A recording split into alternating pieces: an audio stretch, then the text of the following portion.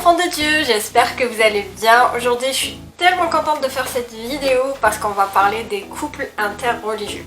C'est-à-dire des couples qui n'ont pas la même religion, par exemple athée, chrétien, bouddhiste, etc. etc. Dans cette vidéo, je ne veux juger absolument personne, c'est pour ça que je vais plus parler de moi qu'autre chose. J'espère que cette vidéo vous plaira. N'oubliez pas de me mettre un pouce bleu pour m'encourager et d'activer la cloche pour manquer aucune de mes futures vidéos. Let's go! Alors je dirais qu'il y a 3 catégories de personnes. Et là, je vais plus parler des filles que des garçons, parce que je suis une fille et que je peux me comparer qu'à d'autres filles. Voilà. La première catégorie, c'est les filles qui s'en foutent royalement parce qu'elles ne connaissent pas tant que ça la parole. Ça, c'est la catégorie 1. La catégorie 2, c'est celles qui croient qu'elles vont changer leur époux une fois mariées. Celle-là, je l'aime bien.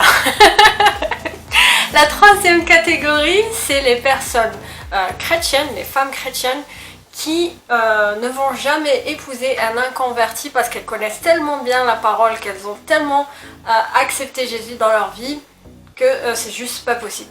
Et vous l'aurez deviné, moi quand j'avais... à quel âge je me suis mariée? Il n'y a pas si longtemps que ça, hein, j'avais 27 ans, en 2017. Il y a mon mari qui me regarde avec des yeux. 2018? Oui, 2018. C'était pas 2017. Ah non, moi quand je mets le mot de passe, c'est 0804. Oui, c'est 2017. Tu m'as fait peur. On va changer de mot de passe. 8 avril 2017. Oui, 8 avril 2017. Donc, je disais, moi j'ai fait partie de la première catégorie. J'avais fait l'école du dimanche, entre guillemets, mais c'était pas l'école du dimanche. Enfant, j'allais dans une école où j'apprenais quelques trucs et tout ça, mais je ne lisais pas tant que ça la Bible. J'ai regardé Joyce Meyer à la télé et ça s'arrêtait là. Mes parents m'ont toujours dit de ne jamais épouser un inconverti. Bah, je me disais bien que je le ferais quand même et qu'ils finiront par l'accepter. Mon mari était de confession catholique, mais c'était juste un titre. Lui comme moi, il avait jamais lu la Bible de sa vie, il connaissait rien de chez rien. De temps en temps, il allait pour des événements comme ça à l'église avec ses parents, mais c'était très très rare.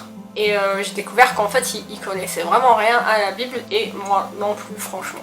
C'est après, une fois mariée, que je m'ennuyais à mort, je travaillais pas du tout et là je me suis dit bah ok, je vais lire ma Bible après tout. Entre parenthèses, avant mon mariage j'avais prié pour que Dieu me donne un mari, qu'on soit à peu près pareil, tout ça, que je l'aime bien, qu'il n'y ait pas trop de différence, tout ça.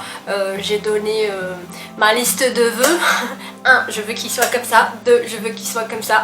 Et je voulais qu'il soit asiatique, donc merci Seigneur. Et j'ai eu tout ce que je voulais, vraiment tout ce que je voulais. Mais encore une fois, je priais, mais je ne lisais pas la parole, donc je ne connaissais pas la volonté de Dieu pour moi. Mais c'était pas si grave que ça finalement. Je vais vous raconter la suite. Donc je me marie, je m'ennuie à mort et je finis par lire ma Bible. Et je découvre des trésors, mais vraiment des trésors. Du coup moi, mon cœur commence à changer, mes habitudes commencent à changer et mon mari, pas du tout. Je le pousse le dimanche à venir avec moi à l'église et tout. Et c'était, je dirais pendant 1 an, la guerre. Vraiment la guerre. C'est-à-dire que moi je changeais, lui il restait pareil et on s'entendait plus par rapport à certains points. Je le souhaite à personne, mais miracle parce que vraiment j'ai prié pour lui intensément pendant cette première année de mariage et voilà, il a fini par se convertir, il a accepté Jésus dans sa vie. Je ne l'ai pas forcé, hein, je t'ai pas forcé.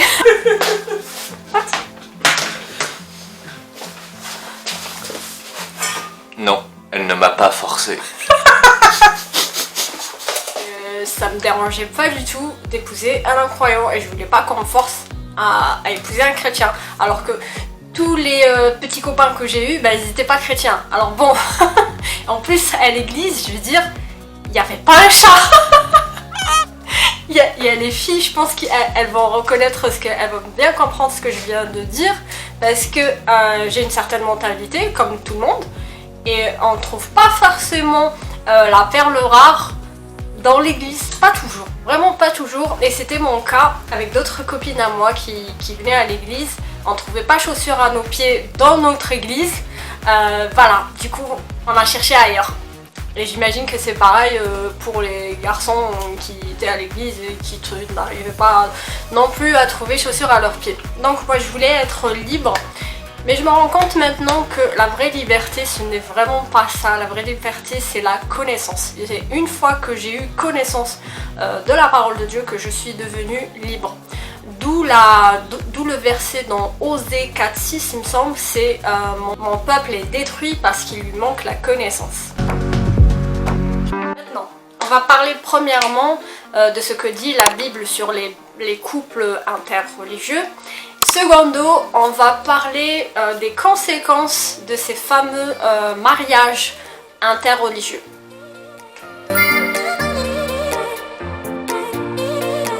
Alors, dans Deutéronome 7:3, il est dit « Tu ne contracteras point de mariage avec ces peuples » genre les peuples qui n'ont pas la même révélation que toi. Tu ne donneras point tes filles à leurs fils et tu ne prendras point leurs filles pour tes fils. Dans Exode 34:12, garde-toi de faire alliance avec les habitants du pays où tu dois entrer de peur qu'il ne soit un piège pour toi. Donc la première raison pour laquelle Dieu nous demande de ne pas aller vers les peuples qui n'ont pas les mêmes croyances que nous, c'est pour préserver notre cœur. Forcément on va être curieux, on va essayer de savoir comment ça se passe chez eux et on va forcément dévier de notre route, que ce soit les filles ou les garçons. C'est vrai qu'on dit que c'est plus que les filles, je ne pense pas. Je pense que c'est les deux en fait.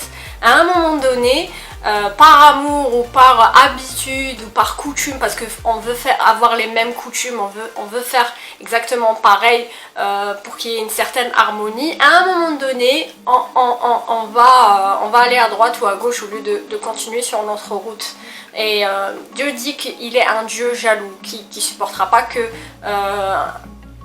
un de ses enfants aille adorer une autre divinité, un autre Dieu, ou carrément qu'ils se disent que Dieu n'existait pas, de les athées. Je trouve ça touchant que vraiment Dieu ait dit de lui qu'il était un Dieu jaloux. Alors regardons ce qui se passe pour le roi Salomon.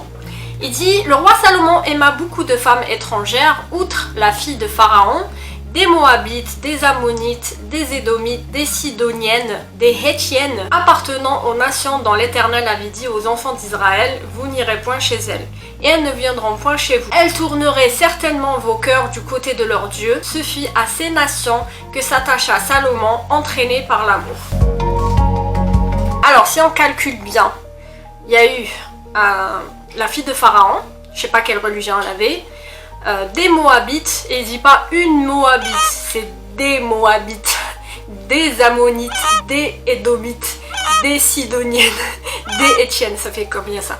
1, 2, 3, 4, 5, 6, et ainsi de suite, ça fait déjà 6. Alors des filles, enfin une fille de chaque pays, des filles de 6 pays différents qui n'avaient pas la même religion que Salomon, qui ne croyait pas en l'Éternel. Alors imaginez la déviation, c'est plus une déviation juste comme ça, c'est une déviation à 180. Vraiment, du coup imaginez le mélange. L'une croit que Dieu c'est un arbre, l'autre croit que Dieu c'est la lune, une autre qui croit que je sais pas c'est une statue quelconque du tonnerre ou je sais pas quoi. Imaginez le beau petit mélange qu'il y avait dans la tête de Salomon et qui a dévié parce que je sais pas si vous connaissez l'histoire de Salomon, même son fils il fait des bêtises parce que il a la royauté mais il fait des bêtises parce que justement son père lui a pas fait connaître la parole de Dieu. Vous lirez ça dans la Bible. Maintenant, on trouve aussi dans le Nouveau Testament un paragraphe de chez Paul qui parle des couples un peu comme moi et JB. Car le mari non-croyant est sanctifié par la femme et la femme non-croyante est sanctifiée par le frère. Autrement, vos enfants seraient impurs, tandis que maintenant, ils sont saints. Donc faut pas vraiment avoir peur parce que moi je suis croyante et lui non. Cette personne-là est sanctifiée et pourquoi pas, elle va finir par connaître l'Éternel et le choisir. Comme Ruth par exemple. Certainement son mari lui parlait de l'Éternel et elle a fini par croire en lui. C'est magnifique. Salut Ruth! J'ai fait la vidéo la fois dernière. Life is a winding road. On dit que l'amour rend aveugle, c'est tellement vrai. Je veux dire, à chaque fois que je suis tombée amoureuse d'un incroyant, que j'ai eu un petit copain qui n'était pas chrétien, forcément je voyais plus les points noirs. Je voyais tout blanc. Oh, tu es magnifique, tu es super. C'est pas toujours le cas, malheureusement.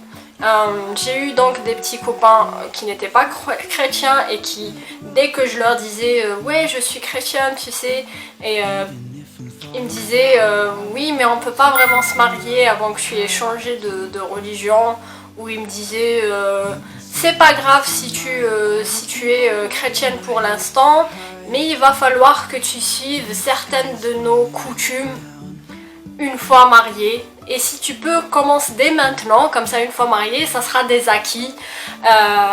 Généralement j'acceptais pas, heureusement merci Seigneur. Ou alors c'était du genre, ne va pas à l'église parce que ça va te détourner. Comment ça se fait qu'on puisse croire en Dieu dans les années 2000 je me rappelle plus qui c'était celui-là. Bref, les personnes n'acceptaient pas mes croyances et voulaient me changer. Alors qu'on était censé être amoureux et qu'on devait accepter l'autre comme soi-même. Tu parles, c'est pas vrai. Et les moments où plutôt les garçons qui n'étaient pas comme ça, qui me demandaient pas de changer, moi j'étais choquée de ce que eux pensaient. Attends, je vais la refaire. Donc moi j'étais choquée de ce que eux pouvaient croire ou pouvaient penser. Voilà, c'est mieux. Par exemple, même si tu es croyante, je vois pas pourquoi je changerais. Je vais quand même aller en boîte avec mes copains le soir, rentrer à des heures pas possibles, genre de petits détails que moi je n'aimais pas. Ou alors c'était le genre, par exemple, les mecs qui ont une vingtaine d'amis proches. Ça je déteste. C'est pas des amis garçons, c'est des amis filles, mais très proches. Et du coup il n'y en a pas qu'une seule que tu pourrais surveiller, on sait jamais. C'est des dizaines, une vingtaine. Et du coup tu as peur en tant que fille, tu as peur parce que le mec n'a pas les mêmes bases que toi. Et du coup tu sais pas ce qui peut se passer. Voilà. Il y a aussi le problème des beaux-parents aussi. Une fois qu'on est marié, c'est que vous aurez beaucoup de difficultés avec votre belle-mère ou votre beau-père si vous n'avez pas les mêmes croyances. Ça va être infernal, on va toujours vous regarder bizarrement, on va peut-être vouloir que vous divorciez à cause de vos croyances. C'est vraiment dire bienvenue au problème. Je saurais même pas comment expliquer plus que ça. Première des choses qu'il faut faire, bien sûr, c'est vraiment retourner vers la parole. Et n'hésitez pas à mettre en commentaire pour d'autres personnes si par exemple vous avez épousé un non-chrétien et vous avez eu des difficultés, ou si vous voulez juste donner des conseils à des jeunes filles qui s'apprêtent à épouser des non-croyants. Moi je vous dis à la prochaine vidéo et n'oubliez pas, souriez parce que vous êtes vraiment bénis. Ciao!